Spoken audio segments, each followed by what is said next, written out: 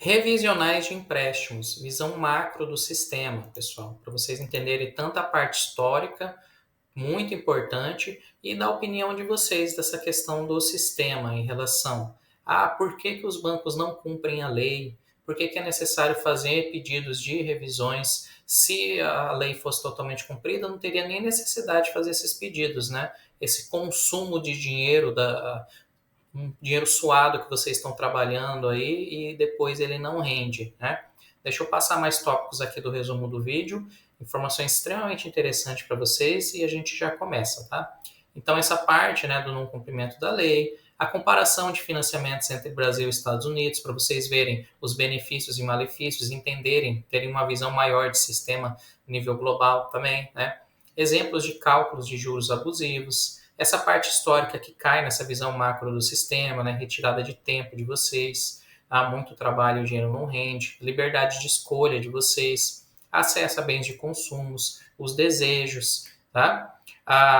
Demais taxas, não cumprimento de contratos em relação a juros, custo de vida do Brasil, a média de endividamento da população brasileira, que isso afeta diretamente vocês, e os pedidos administrativos de revisão e renegociação e pedidos judiciais. Eu sou Ricardo Vicente de Paula, voltei aqui para só colocar a informação no meu nome, é advogado, e o nosso escritório de advocacia faz esse atendimento de direito bancário, defesa dos consumidores, dentre outras áreas. Então, estão aqui as nossas mídias sociais. Vocês ainda que são novos no canal, né, não são inscritos, desde já vou deixar o convite para vocês. Vocês que gostam desse tipo de conteúdo, estão ampliando o conhecimento sobre os direitos de vocês, que inclusive isso é um tópico que afeta muitas pessoas, que elas nem sabem os direitos delas e acabam sendo prejudicadas. Então você que gosta, se inscreve no nosso canal, tem sempre conteúdo a respeito dos seus direitos de diversas áreas, parte histórica também para facilitar e ampliar o conhecimento de vocês. Dá o like nesse vídeo. Vocês que conhecem pessoas que gostam desse tipo de assunto também, compartilha com elas esse vídeo, que vai ser muito importante e isso vai demonstrar para a plataforma a relevância do nosso vídeo que interessa para vocês efetivamente, auxilia vocês de certa forma, tá?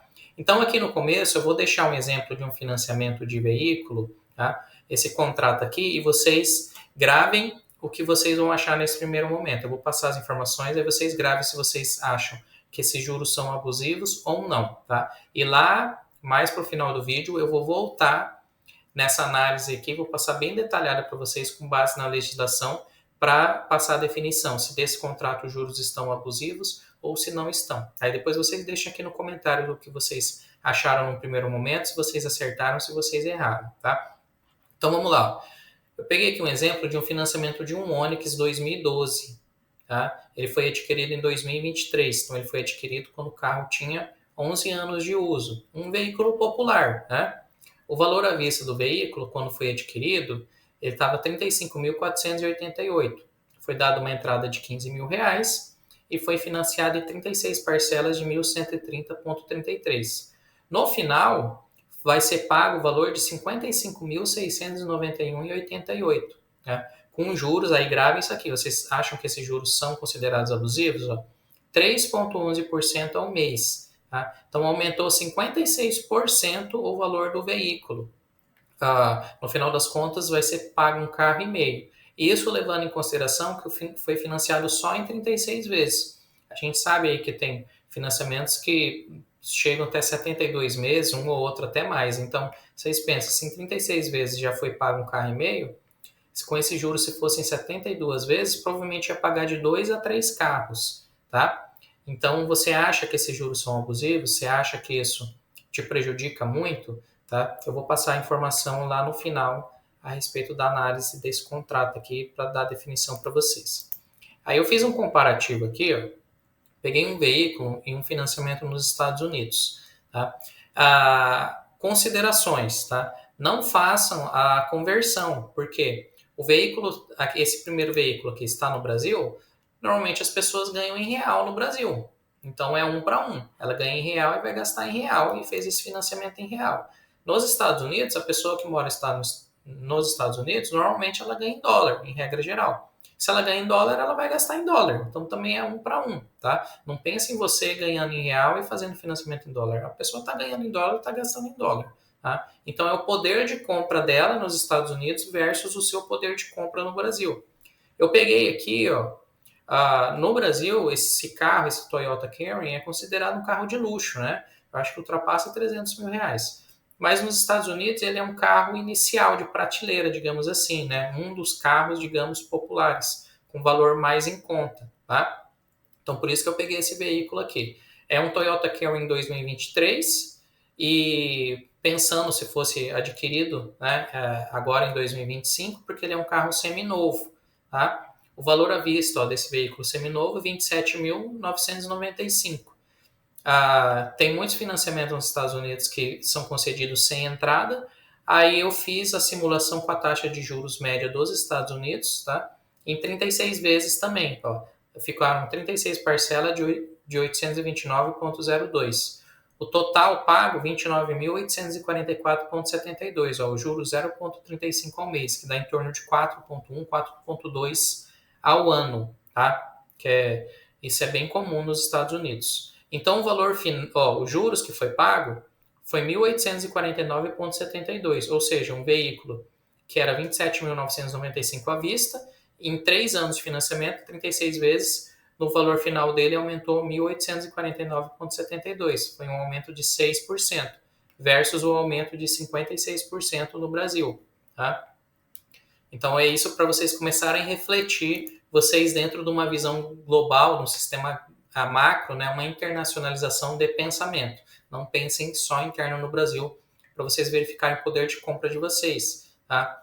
Olha aqui, ó, e por que o sistema é feito dessa forma? Vou deixar mais informações a seguir para vocês pensarem a respeito. Tá? Ó, o poder de compra, vou fazer um comparativo do poder de compra do Brasil versus Estados Unidos. Tá? Isso que, pessoal, é simplesmente eu estou fazendo um comparativo só de um financiamento, né? Fora diversos outros tópicos que tem para fazer comparativo, tá? Então vamos lá. Brasil. No Brasil, um carro popular com mais anos de uso, um Onix 2012. O preço desse veículo é de 23 salários mínimos, né? Considerando, isso aqui eu estou sendo otimista da renda média dos brasileiros, tá? Isso aqui eu tirei pelo IBGE da pesquisa, mas assim, a gente sabe que o Brasil, país continental, tem muitas pessoas que na realidade não ganham nenhum salário mínimo, né? Mas isso aqui é com base no IBGE. A renda é de R$ 3.457 por mês. Então a parcela do carro para o pessoal que recebe essa média é 1/3 do salário, né? Então come 1/3 só com o veículo, fora todas as outras coisas que a gente tem que não, comida, a moradia, saúde, diversos tópicos aí que a gente precisa mensalmente para estar se mantendo, né? Então, só a parcela do veículo, fora IPVA, a manutenção do veículo, combustível, seguro, etc, né? Então, vamos lá. Ó. Poder de compra dos Estados Unidos, tá?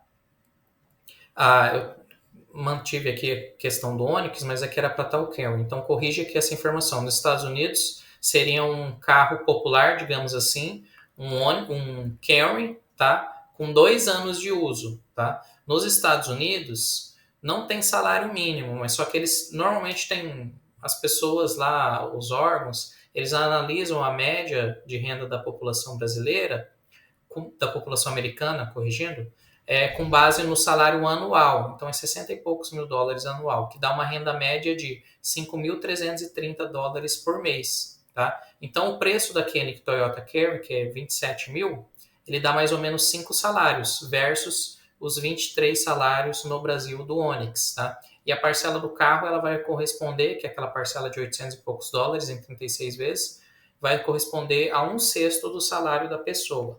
Tá bom? Então, o endividamento do Brasil. Todos vocês sofrem com isso, né? Todos os brasileiros, enfim, a gente tem essa situação que o nosso salário, o que a gente ganha normalmente, para a maioria da população, não rende. Né? Até o pessoal que tem um salário relativamente comparado com a média do brasileiro, isso pegando aquela média que o IBGE falou de 3 mil e poucos reais, mesmo quem ganha bem acima disso, mesmo para essas pessoas o dinheiro não rende, né? Porque são muitos impostos, a produtos extremamente caros, ó, custo de vida muito alto, juros altos, enfim, etc. Os serviços também, por consequência, toda essa cadeia de consumo. Quem vai prestar serviço acaba tendo que se adequar ao mercado e cobra valores mais altos também. Então, o nosso dinheiro não rende. Infelizmente, essa é a realidade. E tá aqui, ó, uma consequência. Se vocês escreverem no Google, vocês vão encontrar. Eu tirei diversas matérias. Eu tirei aqui uma matéria da CNN Brasil. Ó. Proporção de famílias endividadas sobe a 78,8%, maior nível desde novembro de 2022. 78% da população está endividada. E além de estar endividada, que tem ainda outra situação se a gente for analisar, né? Uma análise mais complexa, mais profunda. Às vezes a população está endividada, mas só que ela tem poder de compra. Então vai levando, certo? O sistema vai funcionando dessa forma. O problema nosso no Brasil, que além da população, quase 80% da população está endividada, o nosso dinheiro não rende, a gente não tem poder de compra. Então a gente fica sofrendo muito, né? Ó, aqui é uma reflexão, citações de livros que eu coloquei aqui para vocês. Ó. Trabalhar só para pagar dívidas retira o seu tempo. Né? Então, isso desanima todo mundo em geral. Né? Ó. Porque aí, o que a gente vive? A gente vive num país capitalista, o mundo, né, praticamente a maior porcentagem de países do mundo são capitalistas. Então, tempo é dinheiro, efetivamente. Tá? Aí você pensa, com esse quadro geral que eu estou passando para vocês, vocês acham que esse sistema, essa visão macro, deseja que você controle o seu dinheiro, que você controle o seu tempo? Que se você controlar, você vai ser uma exceção ao sistema e não vai estar vinculado ao sistema, às regras do sistema. Você acha que realmente o sistema deseja isso para você? Ou deseja que você fique vinculado a essas regras do sistema? Tá? Ó, mundo consumista. Vocês sabem muito bem, isso aqui não é uma opinião pessoal, isso aqui é um fato. Vocês sabem, né? Provas de sucesso de vida, sucesso profissional, tem muitas pessoas que entendem que o patrimônio, né, o seu patrimônio, é a sua prova de sucesso. Isso causa efetivamente pressões psicológicas, né, causa angústias, problemas emocionais, porque ninguém quer demonstrar para a sociedade que não teve um sucesso, né? Uma certa porcentagem de sucesso. Então você pensa, já tem toda essa situação, afeta essa questão de problemas emocionais vinculado com o sistema como um todo, o dinheiro não rendendo, ao prejuízo que dá para as pessoas, né? Olha aqui, ó, duas citações do livro. Esse livro, A Psicologia Financeira, do Morgan Housel, que ele é escritor, mas só que é também um investidor, né, dessa área de finanças. Bem interessante esse livro dele, eu indico para vocês também a leitura. É uma leitura assim, bem simples, fácil de entendimento, tá? E tem diversos tópicos que vão auxiliar vocês a reanalisarem essa situação de financeira, repensarem e fazerem uma organização melhor, tá? Ó, ter o controle do próprio tempo é o maior dividendo que o dinheiro pode pagar. Tá? Daí a outra parte aqui. Estudos comprovam que, daí a citação deles também, pessoas que têm controle sobre o próprio tempo tendem a ser mais felizes. Então, por isso que eu coloquei uma visão macro aqui do sistema, não só essa parte de revisional, mas para vocês refletirem mesmo. Né? Olha outro livro aqui, esse livro é um livro de direito, um livro jurídico, mas tem um tópico de fácil entendimento para vocês. Ó. Dentro de uma sociedade capitalista como a brasileira, consumir não é opção, mas sim necessidade, representando mais do que subsistência biológica, consubstanciando-se em fator de inclusão social do indivíduo. Né? Então, ou seja, você tem que ter um certo tipo de poder de compra para você ser incluído na sociedade, senão você acaba vivendo à margem da sociedade. Tá? Isso aqui não é uma opinião pessoal, é um fato, como vocês podem comprovar no dia a dia mesmo, tá? Aí vamos lá, ó. Vamos voltar agora naquela parte do financiamento do Onix. Aqueles mesmos tópicos, né? Relembrando, ó. É um Onix, um veículo 2012, um carro popular, foi adquirido em 2023 nesse financiamento, 11 anos de uso. O valor do veículo à vista R$ 35.488 e o valor do pagamento final, esse veículo vai, no final das contas, ser pago R$ 55.691,88. Então, um carro e meio, 56% de aumento. Esses juros aqui, aí eu vou cair na situação de sistema para vocês, tá? O que não é considerado e o que dá para fazer em geral nessa questão de contratos de financiamentos, tá? Olha, por incrível que pareça, 3,11% ao mês opiniões pessoais, o juros é altíssimo, né? Ainda mais comparado lá com aquele dos Estados Unidos, que era de 0,35 ao mês, olha a diferença.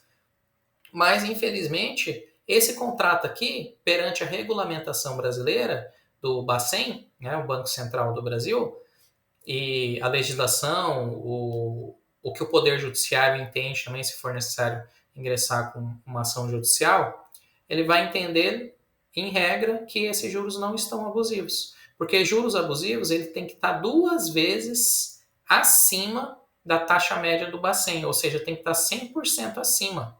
Tá? Também quem quiser, eu deixo fazer um comentário aí, eu encaminho o link no comentário para vocês pegarem essa tabela do Banco Central. Todo mês sai lá no Banco Central a taxa média do mês, que é com base nessa taxa média que é verificado se os juros estão abusivos ou não. Então, você... Aqui a gente está falando de financiamento de veículo, mas isso vale para empréstimos em geral também. Você fez um financiamento de veículo, ó, esse caso aqui foi em abril de 2023.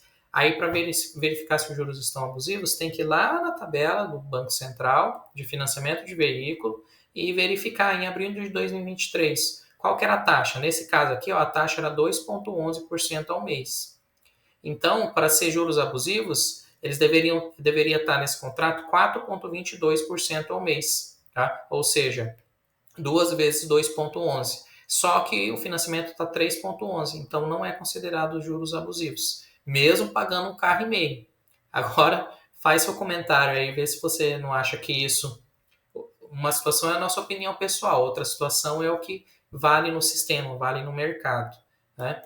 Então, esses revisionais, renegociações, o que dá para fazer em geral? Tá? Verificar se os juros estão abusivos, juros compensatórios, que é essa taxa de juros que vocês conhecem. Tá? Se estiver, em regra, 2 vezes acima da taxa média do Bacen, são considerados juros abusivos. Tá? Dá para verificar numa revisional também se os juros moratórios, quando você atrasou sua parcela, porque o seu financiamento ele já tem juros, que são esses juros compensatórios. O que são juros compensatórios? É o lucro do banco. Tá? Agora, outra situação é os juros, uma imposição de mora, ou seja, você atrasou a parcela, vão ser embutidos mais juros, que são esses juros moratórios, por atraso. Os juros legais é de 1% ao mês. Se tiver acima de 1% ao mês, também dá para pedir revisão. E a multa, além de juros, quando você atrasa, também tem multa, que a multa legal é de 2% ao mês. A gente já fez análises de contratos de financiamentos que a multa estava de 9% ao mês. Então, ou seja, é interessante pedir a revisão também, porque vai que a gente não sabe do futuro, né? Vai que você está com suas finanças em dia, tudo certinho, aí você financia um carro em 72 meses e no transcorrer do financiamento você acaba tendo um imprevisto e atrasa a parcela. Tá? Se você não pede essa revisão aqui, a sua parcela, que é o exemplo que a gente fez de análise, a parcela da pessoa era 2.000 e poucos reais. E com essa multa e os juros que estavam acima, foi para quase 4.000. Tá? Então, mesmo que não tenha o juros principal, não esteja abusivo, mas se os juros moratórios e a multa estiver acima, é interessante pedir uma revisão. Tá? Se os juros juros não sendo abusivos, tem outra situação. Tem casos que está lá no contrato. Digamos esse exemplo do contrato que eu falei aqui. Os juros no contrato está 3,11, mas é efetivado, são feitos os cálculos e, na verdade, os juros reais está bem acima do custo efetivo total, né, que é aquela juros de 3,11, mas algumas taxinhas vai dar o custo efetivo total. Mas digamos que era para ser, né? Vamos simplificar aqui para vocês. Era para ser 3,11, mas no cálculo real está 5% ao mês. Então, não está sendo cumprido os juros do contrato. Por mais que ele é altíssimo, né, ele não é configurado como abusivo, mas só que os juros não está sendo cumprido. E isso aumenta o valor da sua parcela, aumenta o valor do seu financiamento. Então, dá para pedir uma revisional para ajustar, para cumprir os juros do contrato e, por consequência, vai diminuir sua parcela. Em revisional, também tem tópicos de seguros, né, vendas casadas, que são ilegais, que dá para pedir cancelamento e reembolso também. Tá? Nesses casos aqui, dessas revisionais, desses tópicos, são 4 tópicos. Se o banco fez um pedido de revisão com o banco não resolveu, não aceitou, fala que está tudo certo, mas na verdade não está, aí abre a possibilidade de entrar com ação na justiça. Tá? E se não tiver nenhum desses 4 tópicos e o consumidor, você está com muita dificuldade financeira, já vai atrasar as parcelas, que teve imprevisto financeiro, ou já está com as parcelas atrasadas, isso nada impede de você pedir uma renegociação. Tá? Só que não é uma revisão, é um pedido de renegociação para o banco analisar e verificar a melhor opção para ambas as partes em manterem esse contrato. E você continuar, digamos, com o veículo, ou até mesmo, se for um empréstimo, você reajustar o empréstimo de acordo com as suas necessidades. Tá? Aí aqui, vou deixar reflexões finais do vídeo que, em relação à burocracia. O que acontece? A gente que trabalha nesse mundo jurídico em si, né, que trabalha com burocracia diariamente, o que a gente percebe? É claro que todas as pessoas, ela quando tem um problema, quer que o problema seja resolvido rápido, né? E, infelizmente, essa parte de revisionais aqui tem burocracia. Tem que fazer pedidos administrativos, aí tem que montar o pedido da forma correta, tem que enviar para o banco, para a instituição financeira, tem que aguardar o retorno, tem que saber analisar. Enfim, já vai criando burocracia e vai tomando tempo, né? Então, a parte judicial, a mesma coisa, ação judicial, é burocrática, tem todos os procedimentos de uma ação judicial. Renegociação administrativa, da mesma forma, né? Toma seu tempo, você tem que saber conversar com o banco, e não é garantia que vai conseguir uma renegociação, mesmo sabendo conversar, mesmo sabendo questionar determinados tópicos. Então, por consequência, o resultado final que você vai ter, como todo mundo está com um problema e quer resolver para ontem, isso aqui, a realidade dos fatos não acontece. Demora chegar à conclusão final. E por conta que demora, vai desanimando as pessoas. Então, o sistema é feito dessa forma. Tá?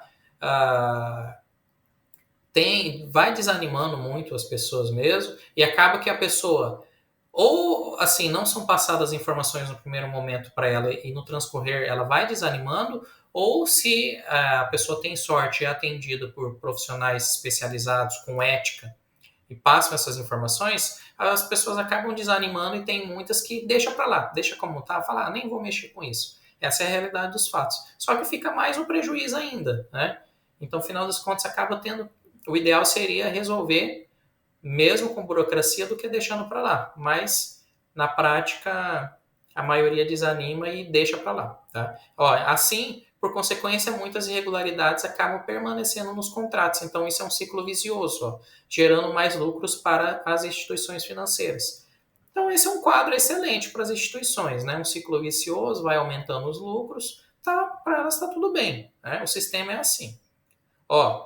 No livro Cláusulas Abusivas nas Relações de Consumo, esse livro jurídico, são apresentados estudos e informações que no Brasil... Essa aqui é uma só citação para vocês, tá, pessoal? Que esse livro é super interessante para advogados. Mas para vocês que estão assistindo o vídeo, eu quis colocar essa citação para vocês entenderem como que funciona o sistema, terem essa visão macro.